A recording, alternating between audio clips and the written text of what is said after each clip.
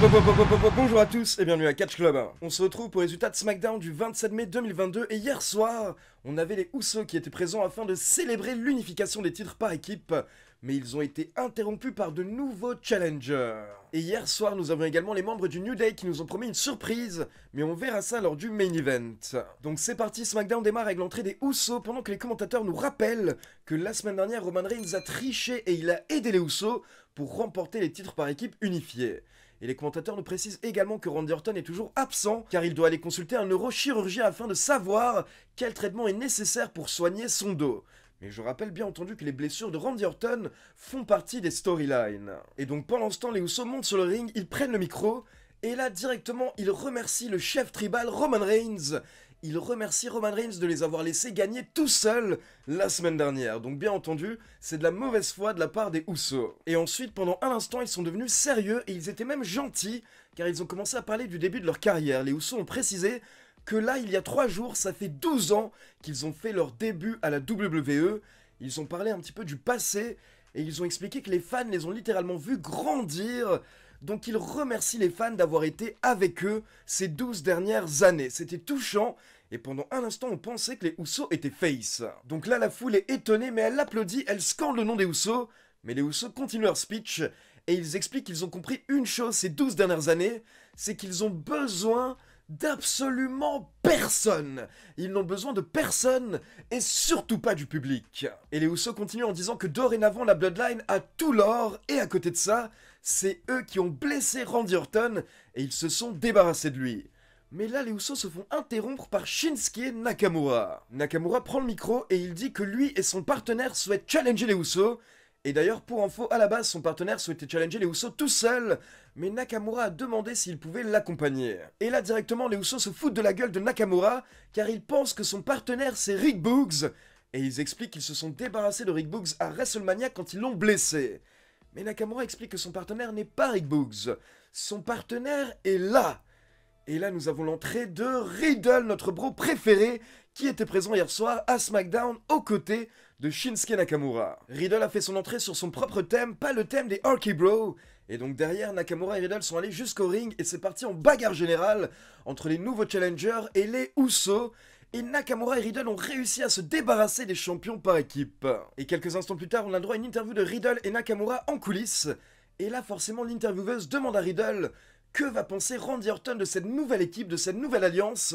Mais Riddle explique que c'était l'idée de Randy Orton. Apparemment, c'est Randy Orton qui lui a conseillé de faire équipe avec Shinsuke Nakamura. Et donc pour info, c'est confirmé, Nakamura et Riddle affronteront les Usos lundi soir lors de Raw. Ensuite, on passe dans les vestiaires féminins et on retrouve Shotzi avec Xia Li, Aliyah, Natalya et Shayna Baszler. Et apparemment, Shotzi est en train de les motiver. Car ce soir, lors de SmackDown, Raquel Rodriguez a un rematch face à Ronda Rousey. Et Shotzi trouve que c'est injuste. Donc elle va voir Xia Li et Aliyah en leur disant que c'est elle qui mérite un match face à Rousey. Mais Xia Li et Aliyah préfèrent s'en aller. Du coup, Shotzi tente de motiver Natalya et Shayna Baszler en disant que Natalya est une record woman et Shayna Baszler est un monstre tout simplement. Donc ce n'est pas normal que Raquel Rodriguez ait les opportunités. Mais maintenant la grande question c'est qu'est-ce qu'elles vont faire pour changer les choses. Donc là nous avons Ronda Rousey et Raquel Rodriguez qui font leur entrée et pendant ce temps, Natalya et Shayna Baszler quittent les vestiaires. Puis Shotzi veut les rejoindre mais entre temps, Aliyah a fermé la porte à clé, donc Shotzi se retrouve bloquée dans le vestiaire féminin. Et bien entendu, c'était une vengeance de Aliyah car Shotzi lui avait fait pareil il y a quelques semaines. Et donc le match entre Ronda Rousey et Raquel Rodriguez démarre, mais au bout d'environ 50 secondes, les deux catcheuses sont attaquées par Natalya et Shayna Baszler. Et donc au final, ça se transforme en match par équipe avec Ronda Rousey et Rodriguez contre Natalya et Baszler. Et on a eu un moment vraiment très intéressant lors de ce match, c'est à la fin, quand Ronda Rousey et Shayna Baszler se sont retrouvés face à face. Et là, il y a eu un petit sourire, une petite hésitation, car pour rappel, ces deux catcheuses sont très amies et elles font partie du même clan, les Four Horsewomen. Mais au final, il n'y a pas eu d'affrontement entre Rousey et Baszler, car Natalya est intervenue et elle a tiré Ronda Rousey à l'extérieur du ring. Mais pendant ce temps, Raquel Rodriguez a porté son finisher sur Shayna Baszler dans le ring pour la victoire. Donc actuellement, la WWE est à fond derrière Raquel Rodriguez, et moi perso, ça me va parfaitement. Ensuite, nous avons une petite interview en coulisses du New Day qui nous hype le main event et leur partenaire surprise. Puis les commentateurs nous précisent que bien entendu le partenaire surprise ne sera pas Biggie, car pour rappel Biggie est gravement blessé à la nuque et il sera absent de nombreux mois. Et à côté de ça, les commentateurs nous précisent également que Madcap Moss sera de retour la semaine prochaine et on espère un changement de gimmick pour Madcap Moss. Et derrière on doit enchaîner avec Los Lotarios contre Jinder et Shanky, mais le problème c'est que Jinder ne trouve pas son partenaire, donc il va le chercher dans les vestiaires, et là il trouve Shanky en train de danser tout seul dans les vestiaires, Shanky qui est en train de s'ambiancer, et du coup forcément Jinder pète un câble, il l'engueule, et donc ils vont sur le ring pour affronter Los Lotarios. Mais le problème c'est qu'hier soir Shanky n'était pas à fond, hier soir Shanky était en mode fête, il était en mode danse, donc au bout d'environ 2 minutes, il dansait à l'extérieur du ring, et en même temps il tentait de se débarrasser de Angel, mais le problème c'est que pendant ce temps ça a distrait Jinder dans le ring, et donc là Jinder s'est fait surprendre par un springboard kick de Humberto pour la victoire. Donc forcément après le match, Mal est très énervé et il veut engueuler Shanky, mais là Shanky l'arrête, il lui dit que ça suffit et il demande à Mal de le laisser tranquille. Donc au final Jinder est surpris et il s'en va, et pendant ce temps Shanky recommence à danser spécialement pour la présentatrice au bord du ring. Donc bon, c'est très chelou, et je ne comprends pas ce délire de la WWE de vouloir faire danser les gens. Ça me rappelle également un petit peu le Great Khali à l'époque, qui à un moment s'était retrouvé en mode dansant, en mode fêtard.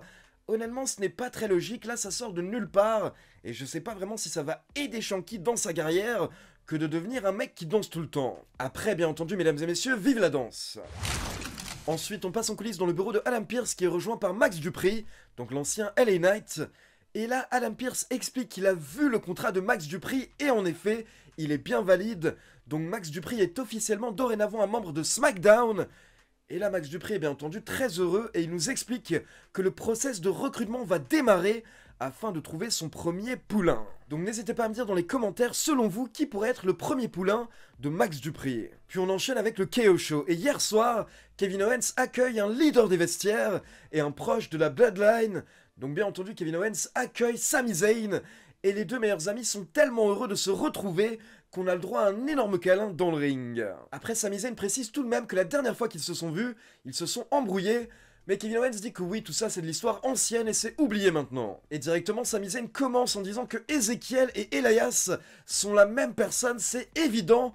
Et là, Kevin Owens est tellement heureux, car il explique que personne ne le croit du côté de Raw, donc il est heureux que son meilleur ami soit de son côté. Donc Kevin Owens est heureux et il demande à Sami Zayn de laisser tomber SmackDown et de le rejoindre à Raw pour l'aider à prouver que Elias et Ezekiel sont la même personne.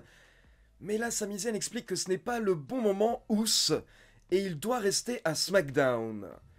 Et Kevin Owens demande à Sami Zayn s'il vient vraiment de l'appeler ous. Et là, Kevin Owens s'emporte un petit peu, il tente d'expliquer à Sami Zayn qu'il ne fait pas partie de la Bloodline, donc il ferait mieux d'écouter son meilleur ami et de le suivre à Raw. Mais Sami Zayn n'apprécie pas que Kevin Owens lui donne des ordres, donc Sami Zayn change d'avis, et au final il dit que Elias et Ezekiel ne sont pas la même personne, ils ne se ressemblent pas, et c'est évident qu'ils sont clairement frères. Donc là, les deux amis commencent à s'engueuler, et Kevin Owens dit que si Sami Zayn est tellement proche de la Bloodline, alors si Kevin Owens invite la Bloodline, il devrait venir normalement, vu qu'ils sont proches de Sami Zayn. Donc Kevin Owens demande à la Bloodline de faire son entrée, mais la Bloodline ne vient pas. Et donc là on peut voir Sami Zayn qui est déçu, mais il dit qu'il faut attendre un petit peu, il demande à Kevin Owens de retenter. Kevin Owens tente une seconde fois, il invite la Bloodline, mais encore une fois la Bloodline ne fait pas son entrée. Et donc là Kevin Owens fait comprendre à Sami Zayn que tu vois, ils n'en ont rien à faire de toi, la Bloodline. Ils se moquent totalement de ta gueule. Et donc forcément, Sami Zayn est triste, mais il dit que Kevin Owens ne sait pas de quoi il parle, et Sami Zayn quitte le ring. Mais là, Kevin Owens lui court après, il lui demande encore une fois de le rejoindre à Raw, mais Sami Zayn pousse violemment Kevin Owens et il lui dit de retourner à Raw, car pendant ce temps, Sami Zayn doit aller gérer un vestiaire à SmackDown. Donc Sami Zayn s'en va, et à la fin du segment, on a des employés qui sont en train de ranger le set du KO Show. Mais là, comme Kevin Owens est énervé, il monte sur le ring et il distribue des stunners aux employés. Et donc perso, j'aime beaucoup la petite histoire actuelle autour de Sami Zayn et la Bloodline. Et comme vous allez le voir, ce n'est pas encore terminé, car Sami Zayn va aller voir les Usos un peu plus tard. Mais d'abord on enchaîne avec un nouveau match par équipe avec Gunther et Ludwig Kaiser contre Ricochet et Drew Gulak. Et hier soir c'était l'occasion pour Ludwig Kaiser de montrer ce qu'il sait faire car ces dernières semaines, la WWE s'est surtout concentrée sur Gunther. Mais hier soir c'est bien Ludwig Kaiser qui a remporté le match pour son équipe avec un énorme kick sur Drew Gulak. Et après le match, Kaiser et Gunther se sont également acharnés sur Ricochet. Donc on croise les doigts pour que tout ça nous mène à un Ricochet contre Gunther pour le titre intercontinental. Et donc ensuite on retourne en coulisses et on voit Sami Zayn qui va discuter avec les Usos. Et Sami Zayn explique qu'il respecte énormément les Usos, Roman Reigns et la Bloodline, mais il n'a pas l'impression de recevoir le même respect en retour. Donc Sami Zayn se pose plein de questions, il a envie de demander des choses aux Usos, et au final il se lance. Il demande s'il pourrait devenir potentiellement un membre d'honneur de la Bloodline. Et là, on a les Usos qui se regardent, ils réfléchissent, mais au final, ils répondent « Oui, Us, tu es dorénavant un membre d'honneur de la Bloodline ». Et derrière, les Usos rentrent dans le vestiaire de Roman Reigns pendant que Sami Zayn est en train de faire la fête, car dorénavant, il est réellement plus ou moins proche de la Bloodline. En tout cas, d'après ce que les Usos viennent de dire. Maintenant, on pouvait clairement sentir que les Usos ont dit oui pour faire plaisir à Sami Zayn, mais qu'ils n'en ont rien à faire de lui. Et donc, j'imagine que lors des prochaines semaines, à un moment, Sami Zayn va se faire avoir par la Bloodline. Et qui sait, peut-être que ça mènera à un face turn de Sami Zayn. Ensuite, c'est l'heure du main event. Donc d'abord, nous avons les Brawling Brutes, Sheamus, Ridge Holland et Butch qui font la rentrée. Et directement, Sheamus se moque de Xavier Woods et de Kofi Kingston en disant qu'il va également les envoyer au lit, tout comme Biggie. Mais derrière, le New Day fait son entrée et là, ils nous présentent leur partenaire surprise. Il s'agit au final de Drew McIntyre, donc belle pop de la part de la foule. Mais personnellement, je vous avoue que j'étais un petit peu déçu hier soir, car McIntyre, c'est pas une surprise quoi, on le voit quasiment chaque semaine à SmackDown. Donc bon, je m'attendais à un petit peu mieux comme partenaire surprise que McIntyre hier soir, je dois l'avouer. Mais bon, là on l'avait pas vu depuis quelques semaines, donc au final, McIntyre est venu faire ce qu'il sait faire. À la fin, il a porté son Glasgow Kiss et le Claymore Kick à Ridge Holland, et derrière, Xavier Woods a enchaîné avec sa descente du coude pour la victoire. Et donc le show s'est terminé avec les membres du New Day, Xavier Woods et Kofi Kingston, qui étaient en train de danser dans le ring avec Drew McIntyre. Donc c'était pas mal, mais encore une fois, hier soir, SmackDown a souffert du manque de star power, car la seule méga star main eventer qui était présente hier soir, c'était McIntyre, mais Roman Reigns n'était pas là hier soir, et Randy Orton n'était pas là hier soir. Cody Rhodes et Seth Rollins ne sont pas apparus non plus lors du show télé. Donc là, le problème, c'est qu'on vient de passer toute une semaine de show télé Raw et SmackDown sans le champion, sans Roman Reigns, et sans l'autre mec le plus over de la fédération, c'est-à-dire Randy Orton.